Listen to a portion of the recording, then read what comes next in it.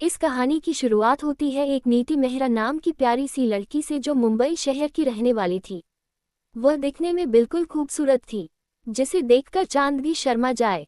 उसकी काजल से सनी हुई बड़ी बड़ी आंखें, कमर तक लहराते लंबे बाल और गलगपड़ते हुए डिंपल उसे और भी खूबसूरत बनाते थे। वह दिखने में बिल्कुल अप्सरा की तरह लगती थी। नियति के घर पर उसके पापा अशोक मेहरा जी जो एक छोटी कंपनी के मालिक थे, वह अपनी बेटी नियति से बहुत प्यार करते, पर समय बीतता गया और अब बाप बेटी में दूरियां आती गई। जब उनकी पत्नी प्रेग्नेंट थी तब एक दिन उनके सेक्रेटरी नीलिमा ने उनके नशे का फायदा उठाकर उनके साथ रात बिताई। अगले दिन अशोक जी को होश आया तब नीलिमा उसके बगल में सोई हुई थी। उन्होंने देखा कपड़े के नीचे बिखरे हुए थे और नीलिमा बिना कपड़े के बेड पे सोई थी। जब अशोक जी की आंखें खुली उससे पहले ही नीलिमा जाग चुकी थी, पर वह सोने का नाटक कर रही थी। वह धीरे धीरे नाटक करती हुई अपनी आंखें खुली, जैसे ही उसको कुछ पता ही नहीं था, और फिर अचानक जोर जोर से रोने लगी। अशोक घबरा जाते हैं और फिर नीलिमा को चुप कराते हैं। नीलिमा वैसे ही अपनी एक्टिंग शुरू रखती है और अशोक जी को मैनिपुलेट करती है। पर अशोक जी अपनी पत्नी सुधा जी से बहुत प्यार करते थे, इसलिए उन्होंने नीलिमा जी के मुंह मांगे पैसे और उन्हें घर भी दे दिया। नीलिमा जी बहुत चालाक औरत थी। वह आसानी से अशोक जी का पीछा छोड़ने वाली नहीं थी। उन्होंने धीरे धीरे अशोक जी को अपनी तरफ आकर्षित करने के छाव होने का नाटक करती रही। जब 2 महीने बाद वह अशोक जी के पास अपनी प्रेगनेंसी रिपोर्ट लेकर आए और अशोक जी को दिखाया। अशोक जी यह रिपोर्ट देखी तो वह चौंके। अशोक जी अपनी पुत्र पत्नी सुधा जी से बहुत प्यार करते थे, इसलिए वह नीलिमा जी को अपने साथ नहीं रख सकते थे। तो अशोक जी नीलिमा जी को अपने दूसरे बंगले में रहने की इजाज़त दे दी। ऐसे ही समय बीतता गया। उनकी पत्नी सुधा जी भी प्रेग्नेंट हुई। उन्होंने एक बच्ची को जन्म दिया और कुछ कॉम्प्लिकेशंस के कारण उनकी मौत हो गई। वह बच्ची और कोई नहीं हमारी नियति है। और दूसरी तरफ नीलिमा जी ने भी एक बेटी को जन्म दिया जिनका नाम माया था। अशोक जी नीलिमा जी से बहुत प्यार करते थे और इसी की सजा उस बच्ची को दे रहे थे, इसलिए उन्होंने माया और नीलिमा जी को अपने घर में जगह दे दी। उन्होंने नीलिमा जी से शादी कर ली। अशोक जी केवल ये चाहते थे कि उनकी बेटी नियति और माया एक साथ रहे। नियति को भी मां की कमी कभी महसूस ना हो, पर उन्हें क्या पता था कि उनके यह फैसला उनकी बेटी की जिंदगी बर्बाद करने वाला था। नीलिमा जी अशोक जी की नज़रों में अच्छा बनने के लिए नीतीश के प्यार का झूठा नाटक करती थी। ऐसे ही समय बीतता गया और माया और नियति बड़ी होते गई। नीलिमा जी अशोक जी को प्रॉपर्टी पाने के लिए अशोक जी को खाने में 100 पॉइजन मिला देती, जिसके कारण अशोक जी की तबीयत दिन ब दिन खराब रहती। अशोक जी ने अपने कंपनी का काम नीलिमा जी को सौंप दिया था और वह अपनी बीमारी के चलते घर पे ही रहते थे। शुरू में तो वह सब ठीक रहा। जैसे ही दिन बीतते गए नीलिमा जी अपना असली रंग दिखाई। एक समय ऐसा आया कि अशोक जी पैरालाइज हो गए और अब वह अपने घर पर एक टूटे टूटे हुए सामान की तरह एक कोने में पड़े रहते थे। सारी जायदाद और प्रॉपर्टी अशोक जी ने अपनी बेटी नियति के नाम पर की हुई, इसलिए मजबूरन नीलिमा जी को नियति को अपने साथ रखना पड़ा। नियति की हैसियत घर में किसी नौकरानी से कम नहीं थी। उसे इस सौतेली बहन माया और उसकी सौतेली मां नीलिमा बहुत परेशान करती थी। नियति को अपनी चिंता नहीं थी, केवल उसे अपने पिता की चिंता थी, इसलिए वह सारी चीजें सहती थी। नियति अपने बचपन से के दोस्त अमन से बहुत प्यार करती थी। अमन भी उससे बहुत प्यार करता था। अमन आहूजा जो स्टारलाइट एंटरटेनमेंट का इकलौता वारिस थी, अमन को सबसे ज्यादा प्यार करती थी और उसे शादी भी करना चाहती थी। पर माया को उसे देखकर बहुत जलन होती थी और वह कुछ भी नहीं कर पाती और वह भी अमन को पसंद करती थी। अमन काफी हैंडसम था और उसकी पर्सनैलिटी बहुत अट्रैक्टिव थी।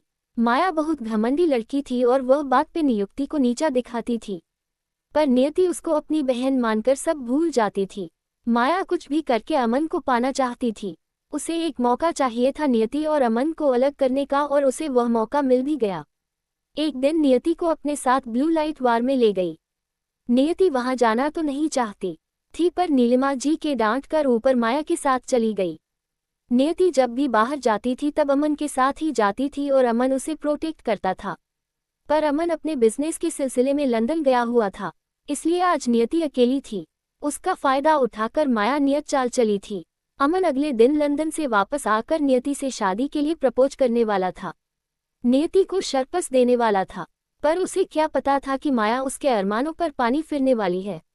जब नियति माया के साथ ब्लू मून पर पहुंचती है तब उसका मन बहुत घबरा रहा होता है। पर वह करती भी क्या, मजबूरन थी माया के साथ जाने के लिए। माया ने अपने दोस्तों के साथ मिलकर नियति को बर्बाद करने की साजिश की हुई थी। माया पहले से ही एंटरटेनमेंट इंडस्ट्री में आना चाहती थी और इसलिए वह अमन को फंसाना चाहती थी। पर अमन नियति से प्यार करता था, इसलिए वह गंदा खेल खेलती और उसके साथ उसकी मां नीलिमा जी भी मिली हुई थी। उन्होंने अपने बिजनेस पार्टनर को, जितना नाम मिस्टर रावत था, उनको ब्लू मून लाइट बार बुलाया था, क्योंकि जब से मिस्टर रावत ने नियति को देखा था तब से उसे पाना चाहते थे, पर अमन के कारण वह नाकाम रहते थे। पर आज मौका उसके पास चलकर आया था। खुद माया और नीलिमा जी उसे ब्लू मून लाइट बार बुलाया था। आज वह बहुत खुश थी, उसके साथ साथ नीलिमा जी भी, और माया भी बहुत खुश थी। माया अपने दोस्तों के साथ ड्रिंक कर रही होती है और नीति साइड में खड़ी रहती है। माया अपने दोस्तों के साथ खूब मस्ती कर रही होती है। माया के दो बेस्ट फ्रेंड निशा और सानिया बेलमोन फैमिली के बिलोंग करती थी। नियति ने आसिम पर जीन्स और ऊपर व्हाइट कलर की कुर्ती पहनी हुई थी और कानों में बड़े बड़े झुमके पहने हुए थे और अपने बाल खुला छोड़े हुए थे। उसे कोई भी मेकअप नहीं किया था, पर वह फिर भी सबसे सुंदर लग रही थी। लीसा और सानिया नियति की खूबसूरती देखकर मन ही मन जल रही थी। वो बर्दाश्त नहीं कर सकती थी कि जब से नियति आई थी तब से सारे लड़के उसे ही देखे जा रहे थे। वही ब्लू मून बार के सेकंड फ्लोर पे कई सारे बॉडीगार्ड्स ब्लैक कलर का यूनिफॉर्म पहने हाथ में गन लिए खड़े थे। उनकी यूनिफॉर्म पर ओबॉय एस का टैग लगा हुआ था। सभी गार्ड्स दिखने में वेल ट्रेड लग रहे थे। वही सारे गार्ड्स सेकंड फ्लोर पर किसी महान राजा के सैनिक की तरह दिख रहे थे। ओबरॉय फैमिली इंडिया का नंबर 1 रिच फैमिली था। उसका बिजनेस विदेश में भी फैला हुआ था। यह इंडिया का ही नहीं बल्कि एशिया का नंबर 1 बिजनेस माना जाता था। बिजनेसमैन ओबरॉय अलग अलग फील्ड में अपना बिजनेस चलाते थे। इंटरनेशनल इंडस्ट्री कम कंस्ट्रक्शन इंडस्ट्री। उसके उपरांत ओबॉय ने अपने स्कूल, होटल, मॉल एवं अलग अलग देशों में भी थी और फैमिली का जो हेड था उसे आज तक किसी ने भी नहीं देखा था। वह बहुत मिस्ट्री रियल इंसान था। आज तक उसने मीडिया के सक्षम ना ही कोई इंटरव्यू दिया था और ना ही अपनी असली पहचान दिखाई थी। वो बिजनेस के सिवा उसकी एक और भी पहचान थी जिसे उसके खास आदमी के अलावा कोई नहीं जानता था, जिसे अंडरवर्ल्ड की दुनिया में एक नाम से जाना जाता था।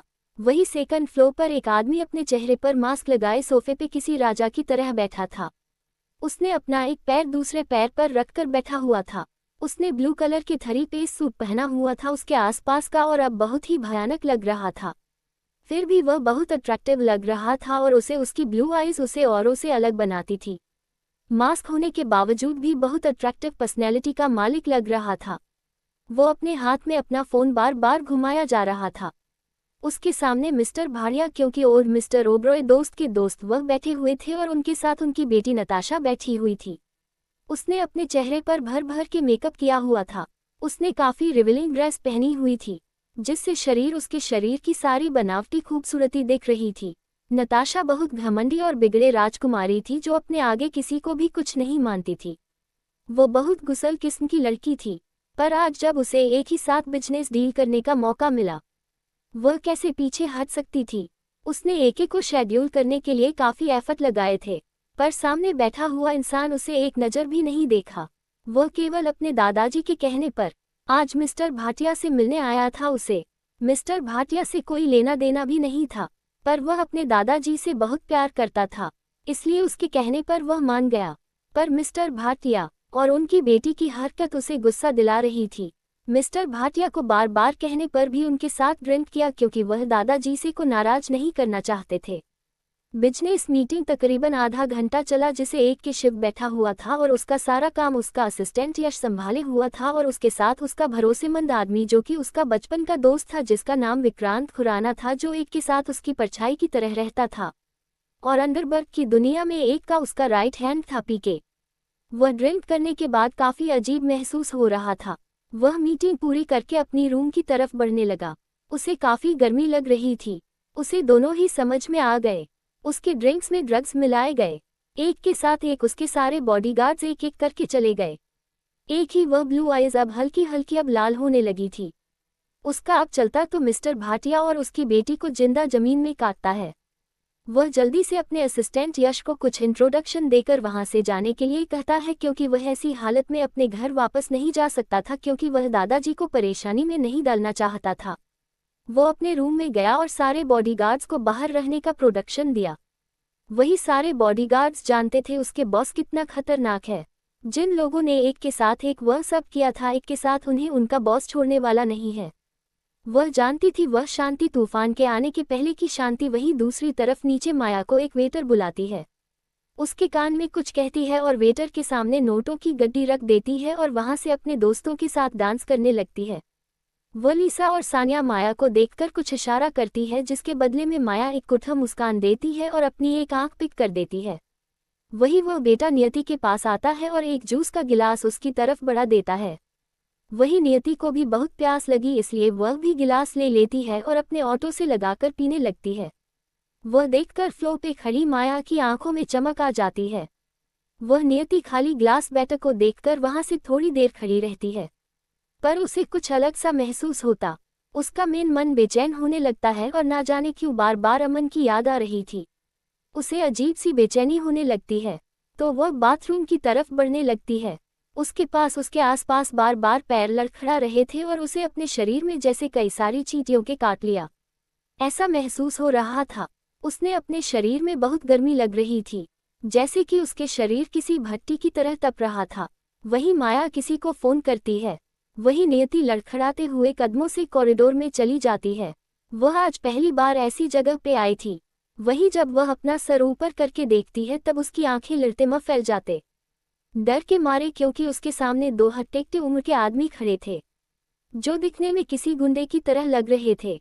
वह दोनों ही आदमी नियति को अपनी गंदी नजरों से देख रहे, जिन्हें देखकर नियति बहुत घबरा जाती है और तुरंत से वहां जाने को लगती है। वह दोनों आदमी नियति को देखकर आपस में ही बातें करने लगते हैं।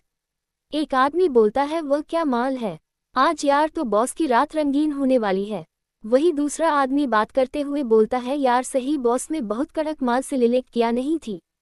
जो थोड़ी दूरी पे होती है उस आदमियों की बात सुन लेती है, जिसे वह अपने चलने की स्पीड बढ़ा देती है, पर नशे की वजह से वह सही से चल भी नहीं पा रही। वही वह दोनों ये आदमी नियति को भागता देख उसके पीछे जाने लगते हैं। नियति को पकड़कर अपने साथ जबरदस्ती ले जाने लगते हैं। वही नियति की कदी पत्तन की तरह उस आदमी के साथ खींची चली जा रही थी। वह रूम नंबर 206 में मिस्टर रावत, जो कि एक अधेड़ उम्र का आदमी था, वह अपने हाथ में फोन लिए माया से बात कर रहा था। वह माया से कहता है, वह अभी तक आई क्यों नहीं। वही माया उन्हें जवाब देती हुई कहती है, मिस्टर राव आप परेशान मत होइए, मैंने उसे ऊपर भेज दिया है और उसे ऐसी दवाई दी है, वो खुद आपके पास आएगी और आपके हाथों ही आपकी जिंदगी बर्बाद करेगी, अपनी जिंदगी। सो रिलैक्स मिस्टर रावत, आप तो बस अपनी रात रंगीन बनाई माँ। मिस्टर रावत के कहती, मिस्टर रावत आपको अपनी डील तो याद है ना, आपको बदले में क्या करना है। तब मिस्टर रावत बोलते हैं, हाँ मुझे याद है, वह डील तुम्हें ही मिलेगी, 10 करोड़ की तुम्हें तब भी मिलेगी जब तुम और तुम्हारी माँ मेरी शादी नियति से करवाओगे। सामने से आया मैं एक डेविड स्माइल देकर मिस्टर राइवल से कहती है, मिस्टर राइवल आप चिंता मत करिए, आप पहले उसके साथ शादी से पहले सुहागरात मना लीजिए, उसके बाद तो वह उसका आशिका ममन ना हो जाए, कुछ भी नहीं कर पाएगा और नहीं हमारे रास्ते का कांटा बनेगा, क्योंकि जब उसको ये सच्चाई पता चलेगी तो वो निधि को खुद ब खुद छोड़ देगा और हमारे रास्ते से हट जाएगा। वही माया कॉल पर मिस्टर रावत से कहती है, आप चिंता मत करिए और आपकी सुहागात एंजॉय करिए। ये कहकर वह फोन कट कर देती है। वह मिस्टर रावत यह सब सुनकर बहुत ही खुश हो रहे होते हैं, क्योंकि जब से उन्हें नियति को देखा था तब से उनके अंदर एक आग सी लगी थी जो नियति ही बुझा सकती थी। मिस्टर रावत एक बहुत बड़े बिजनेसमैन थे, उनकी 2 बीवियां थीं, पर फिर भी वह हर रात नई नई कम उम्र की लड़कियों के साथ बिताते थे। वह काफी प्यास किस्म का आदमी थे। वह नियति से शादी करना चाहते थे क्योंकि नीति की मासूमियत और खूबसूरती उसके दिल में उतर गई थी, इसलिए अमन की गैर मौजूदगी में अपना ख्याल पूरा करना चाहते, ख्वाब पूरा करना चाहते थे, क्योंकि अमन के रहते तो वह कर नहीं सकता था। वह भी जानते थे कि एक बार उन्होंने नियति को अपना बना लिया तो फिर अमन कुछ भी नहीं कर पाए। वह दोनों आदमी नियति को अपने साथ लेकर रूम नंबर 206 के आगे आकर रुकते हैं और रूम का दरवाजा खटखटाने लगते हैं। वहीं मिस्टर रावत ये सुनकर बहुत खुश होते हैं क्योंकि उनका सपना पूरा होने वाला था। वो खड़े होकर अपने रूम का दरवाजा खोलने के लिए आगे बढ़ते हैं। जब वह अपना रूम खोलते हैं तब उसकी नज़र नियति पर पड़ती है, जो अपनी अधूरी आंखों से उन्हें देख रही होती है और अपना हाथ छुड़ाने की कोशिश कर रही होती है। नियति को देखकर मिस्टर रावत की आंखों में चमक आ जाती है और वह नियति के ऊपर से लेकर नीचे तक घूरने लगते हैं और अपने आदमियों से ने एक हाथ दिखाकर वहां से जाने का इशारा कर देते हैं। वहीं अपने बॉस का इशारा पकड़ वह दोनों आदमी वहां से चले जाते हैं। वही मिस्टर रावत नियति को खींचकर अपने साथ लाते हैं और दरवाजा बंद कर देते हैं। मिस्टर रावत नियति को पकड़कर बेड पर लेटा देते हैं और नियति को अपने लालच भरी आंखों से घूरने लगते हैं। वह नियति नेश के कारण अपनी आंखें सही से खोल भी नहीं पा रही होती थी। वह अपने सामने इंसान को पहचान नहीं पा रही थी और बार बार अपने हाथ से फोटो से कुछ बड़बड़ा जा रही थी। वहीं मिस्टर रावत नीति के शरीर की बनावट को अपनी गंदी नज़रों से स्कैन कर रहे होते हैं।